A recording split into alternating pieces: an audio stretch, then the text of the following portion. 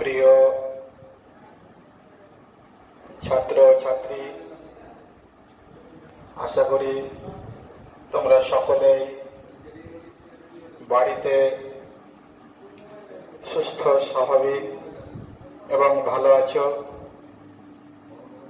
আজকে আমরা আলোচনা করব ক্লাস 9-এর একটি কবিতার নাম আমরা। কবি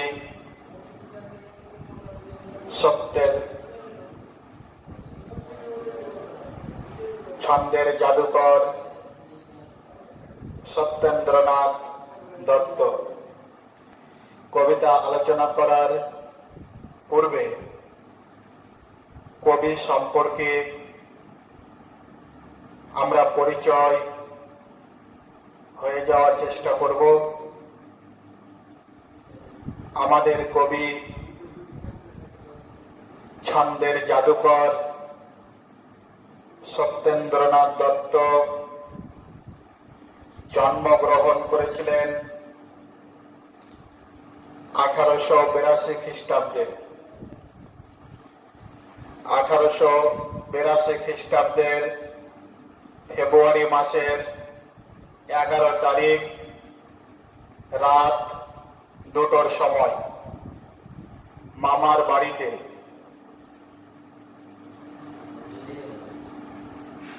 উত্তর 24 পরগনায়। কবির পিতার নাম রজনীকান্ত দত্ত। কবির মায়ের নাম মহামায়া দেবী।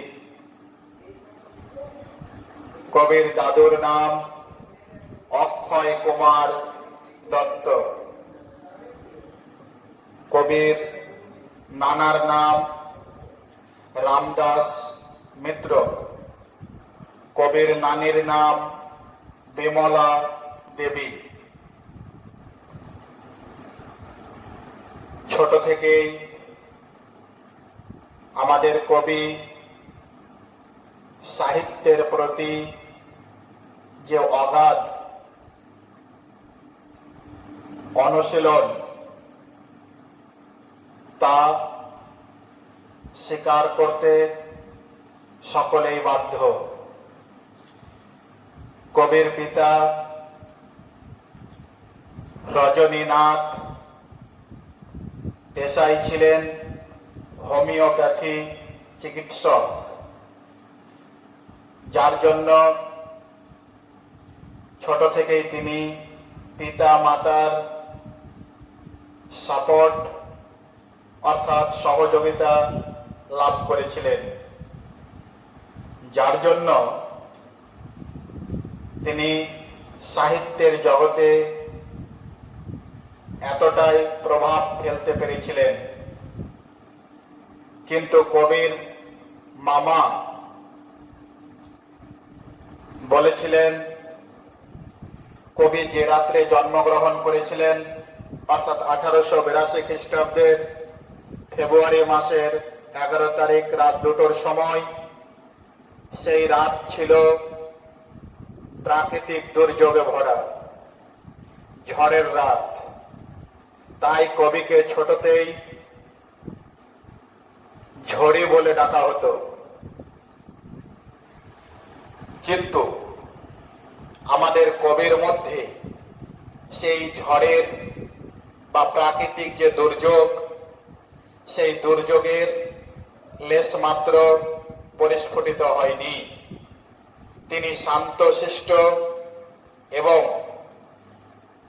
সাহিত্যের প্রতি অগাধ অনুরাগের পরিচয় দিয়ে গেছেন। তার লেখা অনেকগুলো বিখ্যাত কাব্যগ্রন্থ রয়েছে। আমি তোমাদের সামনে হোয়াইট বোর্ডে লিখে দিয়েছি তার বিখ্যাত কয়েকটি কাব্যগ্রন্থগুলি আমি এখানে লিখে দিয়েছি বোর্ডে। লক্ষ্য করলে তোমরা দেখতে পাবে সেই কাব্যগুলোর নাম, যেমন সবিতা, হোম শিখা, ফুলের ফসল, তুলির লিখন, হসন্তিকা, বেলা শেষের গান, বিদায় আরতি, তীর্থ সলিল ইত্যাদি। তিনি আমাদের কাছে অর্থাৎ সাহিত্যের জগতে ছন্দের জাদুকর হিসাবে বা নামে পরিচিত।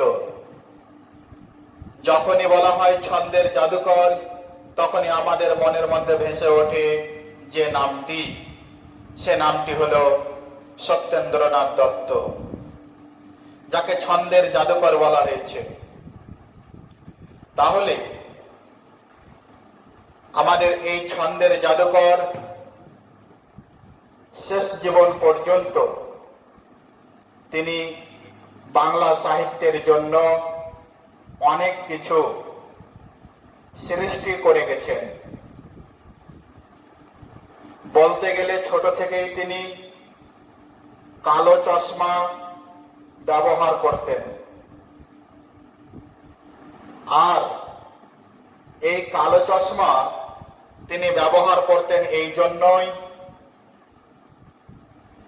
তার যে চোখের দৃষ্টি বা দৃষ্টিশক্তি, সেটা অনেক সময় অপরিষ্কার দেখাতো, যার জন্য তিনি কালো চশমা ব্যবহার করতেন। আমাদের এই কবি কালো চশমা ব্যবহার করলেও বাংলা সাহিত্যের যে ভূমি, সেই ভূমিতে ফসল ফলানোর ক্ষেত্রে কখনোই পিছনে সরে যাননি।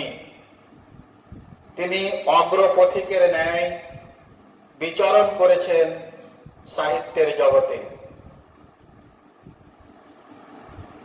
আমাদের এই ছন্দের জাদুকর সত্যেন্দ্রনাথ দত্ত,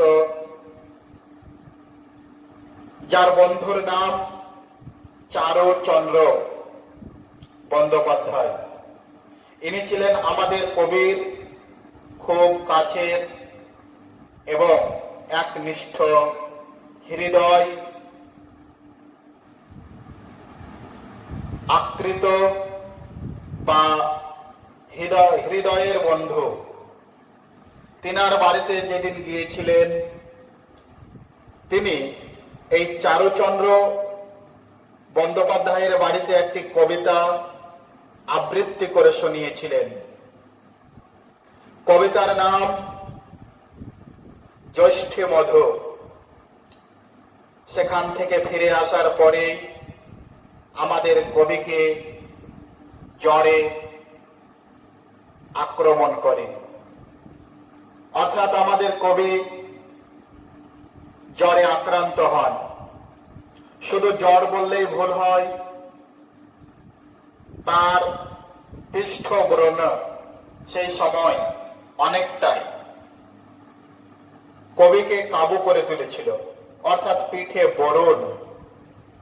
এই জন্য আমাদের কবি শেষ পর্যন্ত এই অসুখে আক্রান্ত হয়ে, জ্বর আর পৃষ্ঠবরণে আক্রান্ত হয়ে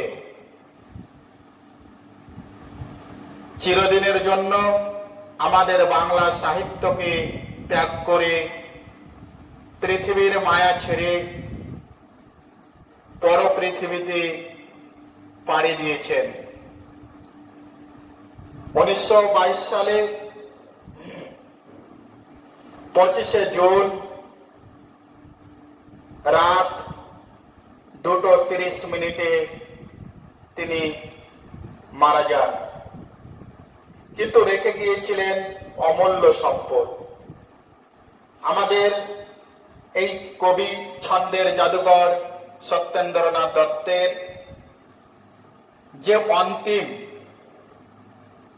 অন্তিম যাত্রায় অংশগ্রহণ করেছিলেন, সেই সময় কলকাতার বিখ্যাত পরিবার, জমিদার পরিবার, রবীন্দ্রনাথ ঠাকুরের পরিবারের সদস্য, যাদের নাম গগেন্দ্রনাথ ঠাকুর আর অবনীন্দ্রনাথ ঠাকুর, এই দুজন সত্যেন্দ্রনাথ দত্তের অন্তিম যাত্রায় অংশগ্রহণ করেছিলেন। এ থেকে বোঝা যায় ঠাকুর পরিবারের সঙ্গে আমাদের ছন্দের জাদুকর কবি সত্যেন্দ্রনাথ দত্তের সম্পর্ক ছিল খুব গভীর। এমনকি 1922 খ্রিস্টাব্দে সত্যেন্দ্রনাথ দত্তের শ্রদ্ধা সভা বসে রামমোহন লাইব্রেরিতে।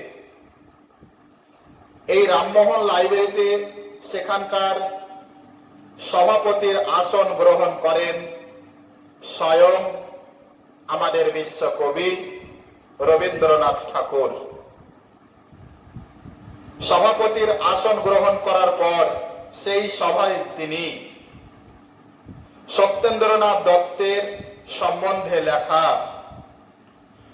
বর্ষার নবীন মেঘ এলো ধরণীর পূর্বধারে কবিতাটি পাঠ করেছিলেন। তাহলে এ থেকে আরো পরিষ্কার স্বয়ং বিশ্বকবি রবীন্দ্রনাথ ঠাকুরও আমাদের ছন্দের জাদুকর সত্যেন্দ্রনাথ দত্তের প্রতি অগাধ স্নেহ ভরা ভালোবাসা উজাড় করে দিয়েছেন শ্রদ্ধা সভায়। এবারে আসবো আমরা কবিতার নাম দেওয়া হয়েছে আমরা। এই আমরা কবিতাটি নেওয়া হয়েছে সত্যেন্দ্রনাথ দত্তের একটি বিখ্যাত কাব্য, যার নাম কুহু ও কেকা, প্রকাশিত 1912। এই 1912 খ্রিস্টাব্দে প্রকাশিত কাব্যগ্রন্থ কুহু ও কেকা, এই কাব্যগ্রন্থেরই অন্তর্গত একটি কবিতা, যার নাম আমরা। আমি তোমাদের সামনে হোয়াইট বোর্ডে লিখে দিয়েছি মূল গ্রন্থ কুহু ও কেকা। এই কাব্যগ্রন্থেরই অন্তর্গত এই কবিতাটি। এবার কবিতার নাম। বাংলা সাহিত্যে কবিতা, গল্প, উপন্যাস, প্রবন্ধ, নাটক, ছোট গল্প, এগুলোর নামের গুরুত্ব প্রচুর। অর্থাৎ ইংরেজি সাহিত্যের বিখ্যাত একজন রাইটার, লেখক শেক্সপিয়র বলেছিলেন, নামে কি যায় আসে। কিন্তু আমাদের বিশ্বকবি রবীন্দ্রনাথ ঠাকুর তার প্রবন্ধের মধ্য দিয়ে এর উত্তর দিয়েছিলেন। কি বলেছিলেন? রবীন্দ্রনাথ ঠাকুর সেই দিন বলেছিলেন, নামকে যাহারা নাম মাত্র মনে করেন, আমি তাহাদের দলভুক্ত নই। অর্থাৎ নামকে শুধু নাম ভাবলে হবে না, নামের একটা তাৎপর্য থাকবে, একটা গুরুত্ব থাকবে, মূল্য থাকবে। তাই এই কাব্যের উপেক্ষিতা প্রবন্ধে তিনি শেক্সপিয়রের সেই কথার বিরোধিতা করেছিলেন। কবিতার নাম যদি দেখতে যাই, তাহলে কবিতার নাম দেওয়া হয়েছে আমরা। আমরা শব্দটি এক বচন নয়, আমরা শব্দটি হচ্ছে বহু বচন। তার মানে সত্যেন্দ্রনাথ দত্ত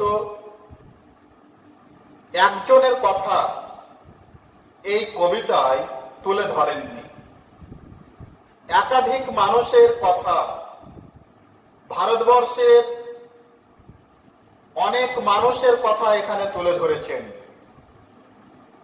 যারা এই ভারতবর্ষের জন্য, বাঙালির জন্য পৃথিবীর বুকে ইতিহাস সৃষ্টি করে গেছেন। তাদের সবাইকে শ্রদ্ধা জানিয়ে, সবাইকে একত্রিত করে তিনি বহু বচনে নাম দিয়েছেন কবিতার আমরা। কবিতা পড়লে আমরা বুঝতে পারব এই ভারতবর্ষের অনেক কিছু সৃষ্টির জন্য বা সৃষ্টির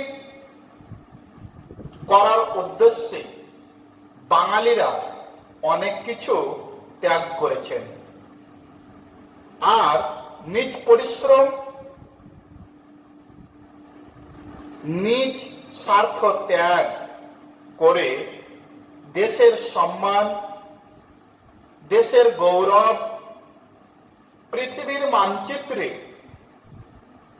উজ্জ্বলময় করে তুলেছেন। তাহলে এবার আমরা কবিতাটি পড়ে দেখব, সত্যি কি তাই না অন্য কিছু?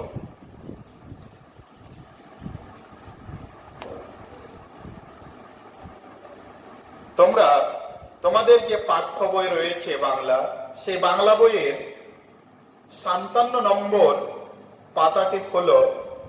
সেখানে দেখো কবিতাটি শুরু হচ্ছে। প্রথম লাইনেই কবি বলছেন, মুক্ত বেনির গঙ্গা যেথায় মুক্তি ভিতরে রঙ্গে। মুক্ত মানে কি?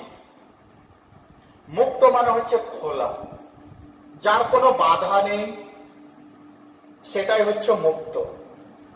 ইচ্ছা করলে যা তাই করতে পারি, যে পরাধীন নয়, স্বাধীন, সেটাই হচ্ছে মুক্ত। তারপরে বলছে বেনি। বেনি শব্দের অর্থ কি? বেনি শব্দের অর্থ হচ্ছে মেয়ে মানুষ, এদের চুল লম্বা হয়, তারা নিজের চুলকে পিছন দিকে সযত্নে গোল করে বেঁধে দেয়, যেটাকে বলা হচ্ছে বেনি। কিন্তু এখানে বলা হলো মুক্ত বেনি, অর্থাৎ খোলা চুল। বেনিটা আছে মুক্ত, স্বাধীন, পরাধীন নয়, অর্থাৎ খোলা। তাহলে একটা রমণী বা একটা মেয়েকে চুল বাঁধা অবস্থায় যতটুকু সৌন্দর্য প্রকাশ করবে বা সুন্দর লাগবে, তার থেকে বেশি মেয়েটি সৌন্দর্য প্রকাশ করবে, সুন্দর লাগবে যখন সে চুল খোলা রাখবে। খোলা চুলে বেশি সুন্দর লাগবে। তাহলে এখানেও বলল মুক্ত বেনির। এটা কার? তাহলে বললো গঙ্গা। গঙ্গা হচ্ছে একটি নদী। এই গঙ্গার জল হচ্ছে পবিত্র জল। আর এই গঙ্গা বয়ে গেছে আমাদের জন্মভূমি বাংলার বুক দিয়ে, অর্থাৎ আমাদের বঙ্গের ওপর দিয়ে বয়ে গেছে এই পবিত্র গঙ্গা। যে গঙ্গার জলে স্নান করলে মানব দেহের পাপ মোচন হয়ে যায়, মানব শরীরের অপরিষ্কার জিনিস দূর হয়ে শরীর পরিষ্কার হয়ে যায়, সেই গঙ্গা। এই গঙ্গা খোলা, গঙ্গার কোনো বাধা নেই। গঙ্গা হচ্ছে মুক্ত, স্বাধীন, সে ইচ্ছা মতো এই দিক ওই দিক বয়ে চলে, নিজের গতিতে, নিজের তালে নিজের ছন্দে। তারপরে বলা হচ্ছে যেথায় মুক্তি ভিতরে রঙ্গে, অর্থাৎ যেহেতু গঙ্গা স্বাধীন মুক্ত, তাই বিভিন্ন জায়গায় বিভিন্ন রঙ্গে অর্থাৎ বিভিন্ন ভাবে তিনি বয়ে চলেছেন। আর এটা আমাদের জন্মভূমি, আমাদের মাতৃভূমির ওপর দিয়েই বয়ে চলেছে। তারপরে বলা হচ্ছে আমরা বাঙালি বাস করি সেই তীর্থে বরদ বঙ্গে। আর আমরা জাতের দিক দিয়ে আমরা বাঙালি জাত। বাঙালিরা আজকে অর্থাৎ বর্তমানে পৃথিবীর বুকে লাঞ্ছিত, বঞ্চিত, গঞ্জিত, পতিত, এদের দুরবস্থা দেখলে দুঃখ লাগে। কিন্তু একদিন ছিল যেই দিন বাঙালির অবস্থা এই রকম ছিল না। বাঙালির অবস্থা ছিল গৌরবময়। পৃথিবীর বুকে মানুষ বাঙালিকে এক ডাকে চিনত। যে সময় তারা অনেক কিছু উপহার দিয়েছিল পৃথিবীকে, কিন্তু আজকের বাঙালি সেখান থেকে, সেই দান থেকে বঞ্চিত। কিন্তু আমাদের বসবাস কোথায়? আমাদের বসবাস সেই গঙ্গার তীরে। আমরা এই গঙ্গার তীরেই বসবাস করি বাঙালিরা, এই পবিত্র গঙ্গার পাশে। সেই বাঙালিরা অর্থাৎ প্রাচীন কালের যে বাঙালি, তারাও বসবাস করত গঙ্গার তীরে। আমরাও আজকে বসবাস করছি পবিত্র গঙ্গার তীরে। কিন্তু পার্থক্য অনেক। তারা পৃথিবীর জন্য অনেক কিছু করেছে, বাঙালি জাতির সুনাম করেছেন। কিন্তু আজকের বাঙালি আমরা সেই ধারাবাহিকতা বজায় রাখতে পারিনি। এটা আমাদের ব্যর্থতা। তারপরে বলা হচ্ছে তীর্থ। তীর্থ বলতে হিন্দু সম্প্রদায়ের মানুষ নিজের যে কৃতকর্ম অর্থাৎ পাপ, বিশেষ করে এই পাপের হাত থেকে মুক্তি পাওয়ার জন্য এবং পুণ্য লাভের আশায় তীর্থে বা তীর্থ করতে যেয়ে থাকেন। যে জায়গায় তীর্থ করতে যাওয়া হয় সেই জায়গাটিকেই বলা হয় তীর্থভূমি। তাহলে আমরা বাঙালিরা বসবাস করি সেই গঙ্গার তীর্থে, অর্থাৎ মানুষ তো গঙ্গার তীরেই, অর্থাৎ যেগুলো তীর্থস্থান রয়েছে সেগুলো গঙ্গার পাশে। আর সেই গঙ্গার পাশে তীর্থস্থান রয়েছে, আর সেখানেই আমরা বসবাস করছি। তার মানে যেখানে মানুষ পুণ্য অর্জনের জন্য আসে সেখানে আমাদের জন্ম, এটা আমাদের সৌভাগ্যের বিষয়। কিন্তু এই সৌভাগ্যটুকু আমরা কাজে লাগাতে ব্যর্থ। তারপরে বলছে বরদ। বরদ শব্দের অর্থ হচ্ছে বর দাতা। বর বলতে এখানে আশীর্বাদ, আশীর্বাদ দাতা, অর্থাৎ যে আশীর্বাদ দেয় বঙ্গে অর্থাৎ জন্মভূমিতে। যে জন্মভূমি আশীর্বাদ দান করে, যে জন্মভূমি বর দান করে, সেই বঙ্গভূমিতেই আমাদের জন্ম। আমরা বাঙালিরা সেই বঙ্গেই জন্মগ্রহণ করেছি। সেই বঙ্গে ওই হচ্ছে আমাদের জননী, সে বঙ্গই হচ্ছে আমাদের মা। তারপরেও আজকে আমাদের অবস্থা অতি শোচনীয়। তারপরে বলা হচ্ছে বাম হাতে যার কমলার ফুল, ডাহিনে মধুক মালা। অর্থাৎ এই গঙ্গার বাম দিকে বাম হাত অর্থাৎ বাম সাইডে কি রয়েছে? কমলার ফুল অর্থাৎ নরম পদ্ম ফুল রয়েছে, যেটি আমরা দেখে থাকি।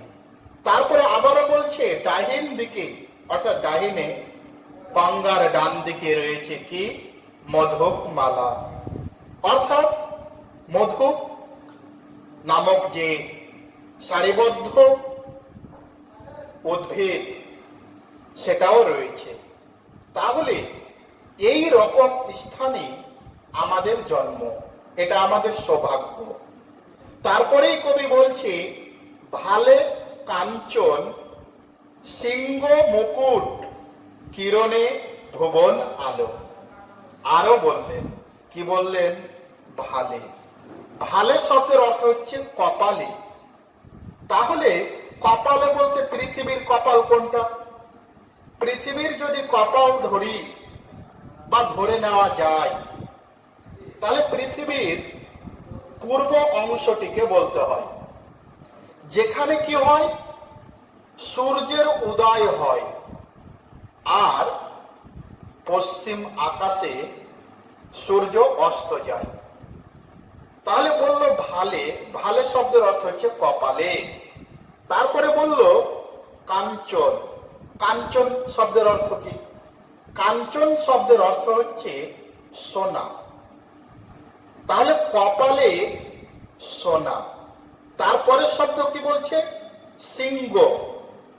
সিংহ হচ্ছে পর্বতের সব থেকে উঁচু যে স্থান বা জায়গা, সেটাকে সিংহ হিসাবে ধরা হয়। তাহলে আমাদের কপাল হচ্ছে এতই ভালো, অর্থাৎ স্বর্ণ সমতুল্য আমাদের ভাগ্য। আমাদের ভাগ্য হচ্ছে স্বর্ণ সমতুল্য, সোনার মতো দামি ভাগ্য আমাদের। তারপরে বলল আমাদের স্থান কোথায়? তাহলে বলল সিংহ, অর্থাৎ পর্বতের সবার উপরে যে পর্বতের সিংহ, সেই সিংহতে আমাদের স্থান। অর্থাৎ কাদের স্থান? আমাদের, অর্থাৎ বাঙালিদের। পৃথিবীতে যতগুলো জাত রয়েছে সমস্ত জাতের উঁচুতে স্থান এই বাঙালিদের। আর সমস্ত জাতের থেকে মূল্যবান জাত সম্প্রদায় এই বাঙালি সম্প্রদায়। তারপরেই বলছেন মুকুট। মুকুট শব্দের অর্থ হচ্ছে রাজা বা মহারাজা বা সম্রাট মাথায় যে এক ধরনের কল্পি জাতীয় টুপি ব্যবহার করে থাকেন, সেটা মুকুট। তাহলে আমরা পৃথিবীতে যতগুলো জাতি রয়েছে সমস্ত জাতির মুকুট কে? আমরা বাঙালিরা। আমরা বাঙালিরা সমস্ত জাতের মুকুট। তারপরে আবার কবি বলছেন কিরণে ভুবন আলো। কিরণ বলতে, কিরণ শব্দের অর্থ হচ্ছে আলো। কিসের আলো? তাহলে হচ্ছে জ্ঞানের আলো। বাঙালিদের যে জ্ঞান, শিক্ষা, এডুকেশন, বুদ্ধি, এর যে ক্ষমতা, তেজ, পাওয়ার, আলো, এই আলোতে, জ্ঞানের আলোতে ভুবন, ভুবন মানে পৃথিবী, আলো অর্থাৎ আলোকিত। তাহলে বাঙালিদের জ্ঞানে, বাঙালিদের এডুকেশনের দ্বারা, বাঙালিদের বুদ্ধির দ্বারা আজকে পুরো পৃথিবী আলোকিত। তার মানে বাঙালিদের কত বড় মর্যাদা, কত সুনাম। কিন্তু বর্তমান বাঙালি দেখো, এরা যেখানেই যায় সেখানেই এরা লাঞ্ছিত বঞ্চিত শিকার হয়ে যায়। কারণ এদের উপযুক্ত এডুকেশন নাই, উপযুক্ত জ্ঞান অর্জন করছে না তারা, যার কারণে পৃথিবীর কাছে আজকে তারা অনেকটা নিচু হয়ে যাচ্ছে, তাদের মাথা নিচু হয়ে যাচ্ছে। কিন্তু এক সময়ের বাঙালি সারা বিশ্বের কাছে, সারা পৃথিবীর কাছে গর্বের ছিলেন। সেটাই আমাদের কবি আমাদের বর্তমান বাঙালিদের মনে করিয়ে দিচ্ছেন। তারপরে আবারও বলছে, কোল ভরা যার কনক ধান্য। অর্থাৎ আমাদের এই বঙ্গে, আমাদের মাতৃভূমিতে, আমাদের জন্মভূমিতে, এই গঙ্গার ধারে অনেক অনেক কনক, কনক মানে সোনা, ধান্য অর্থাৎ ধান, সোনার সমতুল্য সেই ধান ভর্তি হয়ে রয়েছে। কোল, কোল বলতে কাকল, অর্থাৎ গঙ্গার কোল, গঙ্গার চারিদিক পরিপূর্ণ হয়ে রয়েছে কনক রূপী সেই ধানে। ধানে যেন এই বঙ্গভূমির সৌন্দর্য সোনার ন্যায় উজ্জ্বল করে তুলছে। এই উজ্জ্বল করে তোলার মধ্য দিয়ে এই বঙ্গভূমির সৌন্দর্য আরো বেশি বিশ্বের কাছে আকর্ষণীয় হয়ে উঠছে। তারপরে বলছেন, বুক ভরা যার স্নেহ। এত কিছু রয়েছে এই বঙ্গে, এই বাঙালিদের জন্মভূমিতে। তার মধ্যে আরো একটি বললেন আমাদের কবি, ছন্দের জাদুকর সত্যেন্দ্রনাথ দত্ত বলছেন, আমাদের এই বঙ্গে এত কিছু রওয়ার পর আরো রয়েছে, সেটা হচ্ছে যে বুক ভরা যার স্নেহ। অর্থাৎ এই জন্মভূমিতে স্নেহের কোনো শেষ নাই, প্রেম প্রীতি ভালোবাসার কোনো শেষ নাই। পুরো বঙ্গভূমি জুড়ে বঙ্গভূমির বুক পরিপূর্ণ স্নেহ দ্বারা। তাহলে এখানে কিসের অভাব? কোনো কিছুরই অভাব নেই। এমন এক জন্মভূমিতে আমরা জন্মগ্রহণ করেছি, আমরা এই বাঙালিরা। তারপরে বলছেন, চরণে পদ্ম অতসী অপরাজিতায় ভূষিত দেহ। চরণ মানে পা, পদ্ম অর্থাৎ এক ধরনের ফুল, নরম। তাহলে বলল, এই বঙ্গের চরণে, এই বঙ্গের পায়ে, মাতৃভূমির পায়ে অতসী। অতসী হচ্ছে এক ধরনের শস্য, অর্থাৎ এই জন্মভূমির চরণে এই শস্য পরিপূর্ণ হয়ে রয়েছে। তারপরে আবারও বলল, অপরাজিতায়। অপরাজিত শব্দের অর্থ হচ্ছে আমাদের জন্মভূমিতে ফুটে ওঠা এক ধরনের বিশেষ ফুলের কথা বলা হয়েছে। ফুল সৌন্দর্য বৃদ্ধি করে। আমাদের জন্মভূমির মধ্যে ফুটে ওঠা সেই অপরাজিতা ফুলেরও কথা তিনি তুলে ধরলেন। সারা বিশ্বের মানুষের কাছে, বাঙালি, বর্তমান বাঙালি জাতির কাছে এই গৌরবময় ফুলের কথা তুলে ধরছেন। তারপরে বলছে, ভূষিত দেহ। ভূষিত মানে ছেয়ে গেছে, দেহ অর্থাৎ শরীর, আমাদের জন্মভূমির শরীর, দেহ পুরো ছেয়ে রয়েছে এই অপরাজিতা ফুলে আর অতসী শস্য দ্বারা। তাহলে কতই না সৌন্দর্যপূর্ণ আমাদের এই জন্মভূমি, আমাদের এই বঙ্গভূমি। তারপরেও আমরা এত কিছু পেয়েও পৃথিবীর বুকে আজকে মাথা উঁচু করে বর্তমানে দাঁড়াতে পারছি না। কিন্তু একটা সময় ছিল, বাঙালি জাতি ছিল পৃথিবীর বুকে উঁচু জাতি এবং সবার কাছে জ্ঞানী হিসাবে সবার কাছে উঁচু স্থান লাভ করেছিল, উঁচু স্থান দখল করে নিয়েছিল। কিন্তু আজকে সেটা আর হচ্ছে না। তারপরে বলা হচ্ছে সাগর যাহার বন্দনা রচে শত তরঙ্গ ভঙ্গে। সাগরও এই বঙ্গভূমির, এই বাঙালির জন্মভূমির বন্দনা রচে। বন্দনা শব্দের অর্থ হচ্ছে গুণগান করছে, গুণগান রচনা করছেন কে? সাগর। কিভাবে করছে? তখন বলল শত তরঙ্গ। শত মানে 100, তরঙ্গ মানে ঢেউ, অর্থাৎ সাগর তার ঢেউ দিয়ে এই বঙ্গভূমির, এই জন্মভূমির বন্দনা রচনা করছে। ভঙ্গে, ভঙ্গে শব্দের অর্থ হচ্ছে বিভিন্ন ঢঙে বা আকৃতিতে বা বিভিন্ন পদ্ধতিতে।